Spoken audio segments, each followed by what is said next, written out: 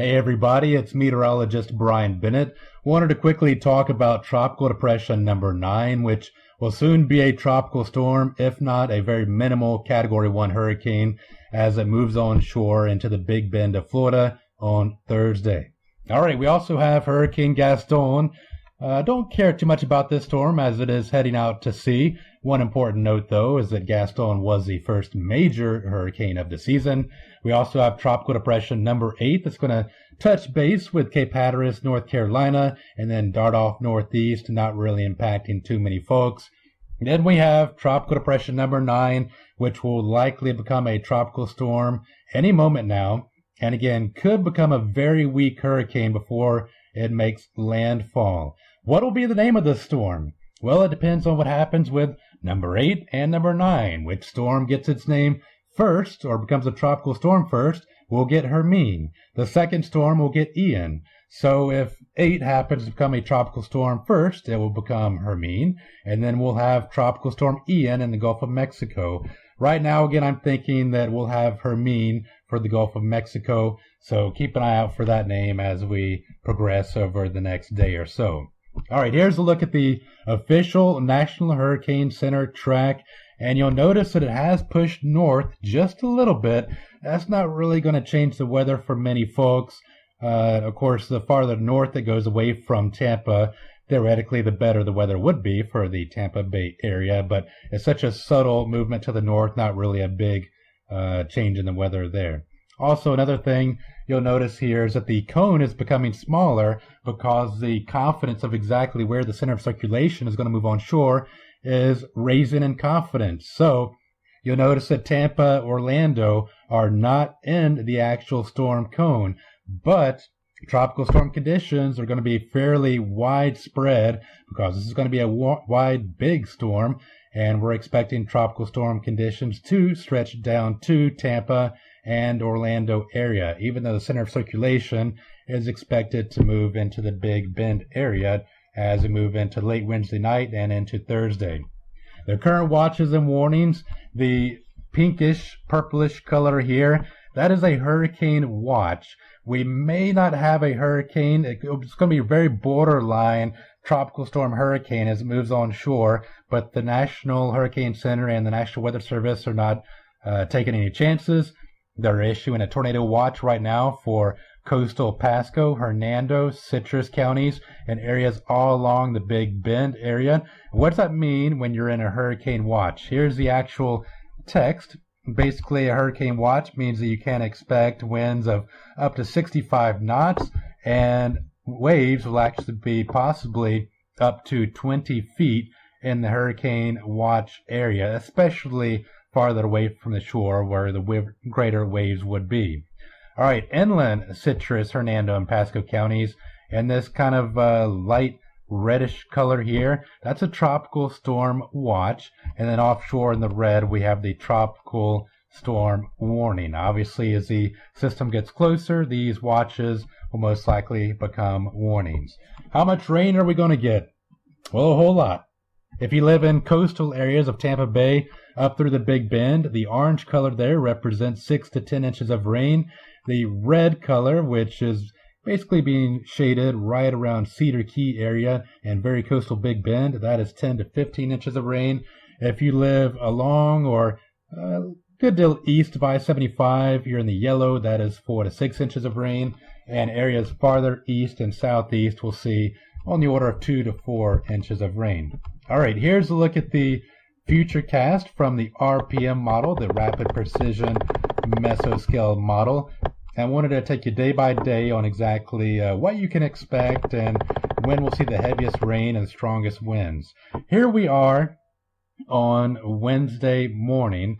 Wednesday morning, we're already seeing some pretty hefty downpours move ashore, represented by the pink color here. So Tampa Bay, you're already seeing heavy rain move in with some of these outer rain bands by Wednesday morning. Those rain bands continue to try to move onshore throughout the morning, afternoon, and even into the evening time. Not a whole lot of wind, mainly just some gusty downpours will be moving onshore from southwest to northeast throughout the day on Wednesday. So Wednesday, not a good day to take the motorcycle out, but the real rough stuff is not here quite yet. Now moving into Thursday, you'll notice that the tropical system is becoming better defined, and we're starting to see some of those rain bands that are moving onshore once again. So on and off rain bands moving onshore on Thursday. Winds will be a bit stronger out of the southwest to south, and that could present a bit of a storm surge threat as well. Now the RPM model is actually taking the storm onshore just west of Tallahassee. So you notice the path has shifted north and west just a little bit, but we're going to see a little bit of back and forth until the storm actually makes landfall on Thursday. So this particular forecast is not written in stone.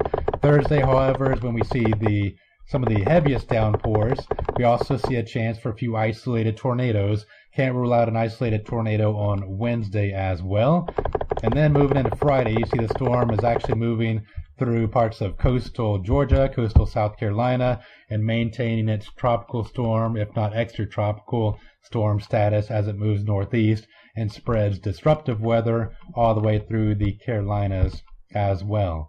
All right, that was the RPM computer model. Here's the European model. And as you can see, as we move into the day tomorrow, we're starting to see some of those outer rain bands, especially in our coastal locations. So some heavy downpours definitely possible. And then as we move into the day on Thursday, we're actually going to continue to see those rain bands move through the area. The heaviest will be in the western and northern parts of Tampa Bay area. And notice the European model actually takes the center of circulation on shore a little east of where the RPM had it, basically right into the Big Bend area with that low pressure, possibly being a very weak hurricane as it makes its way onshore. And then again, Thursday being the rough day. Friday, we do have some lingering rain, which could make any flooded areas even worse. And then by Saturday, most of this is trying to move out of here, but we have, again, some lingering moisture, which we definitely will not need by the time we reach Friday and Saturday. All right, here's a look at the GFS model. This is the American model. And let's see what it's forecasting here with the latest model run. As you can see, as we move into the day on Wednesday, we're going to see those scattered rain bands wrapping around the storm system. And then as we move into Thursday, again, some of the most inclement weather with those rain bands moving onshore, especially in our coastal locations.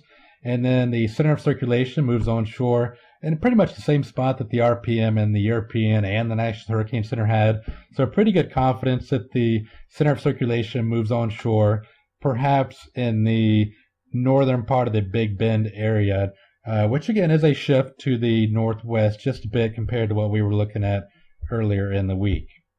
All right, so what are some of the threats from wind? I wanted to take a look at wind for a second. Here's the RPM futurecast. So as we move into Wednesday, again here, if you can see it, here's the state of Florida right here, and Gulf of Mexico, and the actual storm here is where the bright colors are. All right, so moving into Wednesday, the RPM model is predicting winds gusting on the order of about 20, 25, maybe 30 miles per hour, especially in our coastal locations. So not a real big deal as you head into Wednesday. All right, the storm continues to strengthen. So as we move into Thursday morning, we're seeing coastal wind gust on the order of 30 to 35 miles per hour in the Tampa Bay area. Heading throughout the day, the gusts actually pick up a little bit, especially in some of those rain bands. So by Thursday evening, we're actually seeing some wind gusts that are blowing at area beaches around 50, 55 miles per hour, if not maybe a gust to 60 miles per hour. The strongest wind gust will actually be up in the Big Bend area, where they could see wind gusts on the order of hurricane force winds. So damage from winds will most likely be the worst up in the Big Bend area, whereas in the Tampa Bay area, wind gust on the order of 50, maybe 60 miles per hour could definitely bring down a weakly rooted tree and perhaps cause the power to go out as well. Again, the main threat being on Thursday. All right, here's a look at the wind speed parameters from the European model. And as you can see, the storm moves off to the northeast, just like the other models, Wednesday, not a big stormy day, but maybe a few breezy wind gusts. And then on Thursday, here we are. You can see again in the coastal locations, especially Thursday evening, we're seeing wind gusts on the order of about 50 miles per hour or so, especially as you head up into northern Pinellas and Hernando, Pasco, and Citrus and Levy County and up into parts of the Big Bend area. You'll notice the gray color here. The gray is actually wind gusts approaching 90 miles per hour. So that's some pretty strong wind gusts moving into the Big Bend area and could cause some pretty significant damage in the Big Bend area. Even up into southern Georgia could see some decent wind damage from wind gusts upwards of 90 miles per hour, possible where the center of circulation moves on shore. Again, keep it in mind, the center of circulation could move north or south just a little bit based on what we're seeing with this particular model here. All right, that was European. Here's the GFS model. And as you can see, as we move into late Thursday evening, Thursday night, that'll be the worst time period for the windy conditions. The GFS model here is predicting winds for Pinellas and Hillsborough County and north. That doesn't include Orlando. Winds blowing on the order of about 50 miles per hour. That is wind gust, of course. And then if you head up to parts of Citrus County, Sumter area, then you're looking at wind gust on the order of about 60 miles per hour. Head up closer to the center of circulation, and you're seeing wind gusts around 75 to 80 miles per hour. So a bit weaker than the European, but still hurricane force wind gust from this storm up in the Big Bend area. So folks in that area should definitely buckle down. Damage is going to be a concern as we move into Thursday and Thursday night with these strong winds in that location. All right, what about any flooding that's possible? This may be a little difficult to look at, but this is, I know, a little hypnotic if you look at it, but this is a rainfall total map. Again, here's the state of Florida right here, and this is how much rain is going to fall from this particular storm estimated by the RPM. Coastal areas of Tampa Bay, we're expecting anywhere from 6 to about 10 or 11 inches. Head inland to I-75, and we're looking at about 3 to 5 inches of rain. Head farther inland and a bit southeast, you'll notice the blue color. That represents about 1 to 3 inches of rain. So inland Tampa Bay, 1 to 3 inches. I-75, about 4 or 5 inches or so.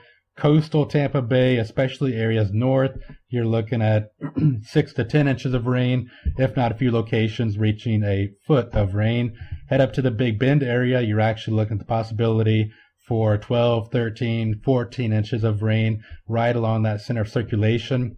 And since the storm is stronger than we were talking about a couple of days ago, we're actually looking at some of the stronger precipitation and winds wrapping around that center of circulation instead of a storm that is so right-centric like we were thinking a couple of days ago with a bit weaker storm that's moving on shore. All right, so here is a look at a new product being offered by the National Hurricane Center. This is a storm surge product. You know, storm surge is a big concern across Florida and especially parts of Tampa Bay. The blue color here, this represents a storm surge of about 1 foot.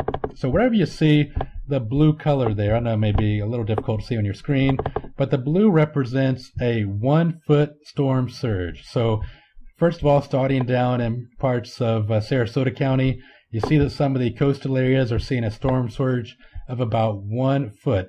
And actually, this is inundation. This is water on top of land in the order of 1 foot. So some of the local beaches down in parts of Sarasota County will have 1 foot of water on top of sand that normally does not see water at all. That same thing goes, you head up towards parts of Siesta Key. The water will be rising pretty high along with the large surf as well and those large waves. Heading up towards Longboat Key, same thing goes. A lot of coastal locations seeing about a 1 foot rise in the water. Anna Maria Island, same thing. So basically what you can envision this as, take a ruler, go down to where you actually get into the water, right at the very beginning of the beach. Take that ruler, which is usually 12 inches or about 1 foot, and then don't move it up or down, just move it inland And that top of the ruler, that 1 foot rise, would be where you would expect the water to be. So fortunately, a lot of our area beaches have more than a 1 foot rise by the time you get to roadways and buildings. So that should keep most of the water in the beach areas where the sand is. But there might be a few locations that don't have a 1 foot rise, and I could actually see the water start to move on area roadways. There's Egmont Key. This is southern Fort DeSoto. As you can see, Fort DeSoto could actually experience quite a bit of inundation due to the storm surge, wherever you see the blue there. So I'm sure Fort DeSoto will be closed on probably Wednesday, Thursday, and even into Friday as well with this tropical system. All right, moving into Paso Grill and St. Pete Beach area, you'll notice the same thing. The immediate beach locations are seeing the blue color there representing 1 foot inundation. Also, same thing goes for low-lying areas over in parts of St. Petersburg itself. And same thing goes for the area bridges. I know with Colin, Tropical Storm Colin, they barely kept the Courtney Campbell open. It almost exceeded the banks of the bay and actually covered the roadway with water. If this storm is any stronger at all, or the wind direction is more uniform for storm surge, then in the waves and the wind or the water may actually cross over, especially the Courtney Campbell. Courtney Campbell is what I meant to say a minute ago. So that's why you're seeing the blue, is there's a possibility that the Courtney Campbell could see water crossing from the southern side to the north side, depending on how long these strong winds last for. And here's the Howard Franklin Bridge. You can see that it might actually have some issues before it gets to the elevated portion. Here's the Gandy. Same thing goes. The beginning and ending portions of the Gandy might have a few issues. Low-lying areas of South Tampa, Harbor Island, Davis Islands, low-lying locations might have some concerns as well. Also, storm surge flooding is not limited to just immediate coastal locations. It can actually impact areas a bit inland as well. Here's the Hillsborough River.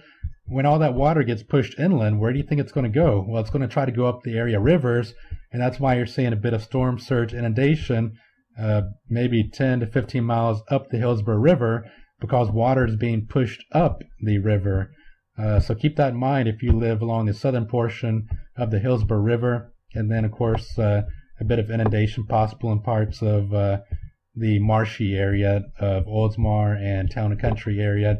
Going farther north, you see the same thing. You got some inland flooding due to water being pushed onshore on the border of Pasco County. And then here's Port Richey, Newport Richey.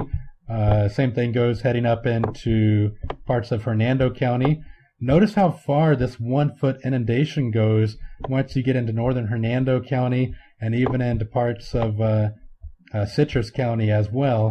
And that's due, one, to the terrain. You're dealing with kind of marshy area, so there's not a big elevation increase. So we're seeing the water push farther onshore, but also we're closer to the center of circulation, which means a stronger wind, which means a longer, stronger storm surge as well. So we're looking at 1 to 3 foot inundation. So everything being 1 to 3 feet below water in this yellow area. So Homosassa is going to be experiencing some flooding. Ozello is going to be experiencing flooding. Crystal River, you're most likely going to experience some storm surge flooding as well. Same thing goes at Chassahowitzka as well. So coastal Citrus County all the way up through the Big Bend, you're going to be seeing some storm surge flooding with this storm moving on shore in a couple of days. So go ahead and prepare accordingly. The National Hurricane Center is not officially issuing watches or warnings for storm surges yet, but they learned from Hurricane Sandy that we need some type of product to let people know that storm surge is going to be an issue. So they've actually come up with this product here that's going to be operational next year, and they are keeping it kind of in wraps this year, but basically showing us that yes, they would be issuing a storm surge warning for Citrus and Hernando and the Big Bend area if this product were indeed operational, which it is not yet, but bottom line is expect storm surge concerns in Citrus, Hernando, and areas north as the storm moves closer. All right, from the Storm Prediction Center, a marginal risk of tornadoes on Wednesday evening and into Thursday. Pretty classic with any tropical system that we have the risk of tornadoes, so keep that as a possibility that we could have a tornado touch down quickly and lift up quickly, but it can cause quite a bit of damage in that short amount of time, so you want to keep your weather radio charged in case there's a warning, which of course could happen during the day or the nighttime hours. All right, folks, so this is not going to be an event that we haven't seen before in Florida, but it is going to be potentially a strong tropical storm, again, maybe even a minimal hurricane. So if you had problems with Tropical Storm Colin, or if you live in a low-lying area and you've had problems with flooding from storm surge before, keep that in mind. That's definitely a possibility. If you live in a non-permanent structure like a mobile home, have a backup plan. Have a safe place of shelter in case a tornado warning is issued. And just go ahead and plan and prepare accordingly for this storm. At the same time, there's no reason to panic, as we're Floridians, we're tough, we'll make it through this. But if you have any questions about the timing or how it may impact your area, feel free to zip me a note and I'll do my best to answer. Until then, hopefully you guys have a great and safe evening. As you know, I'll continue to look at things and I'll have another update as we move into the day on Wednesday.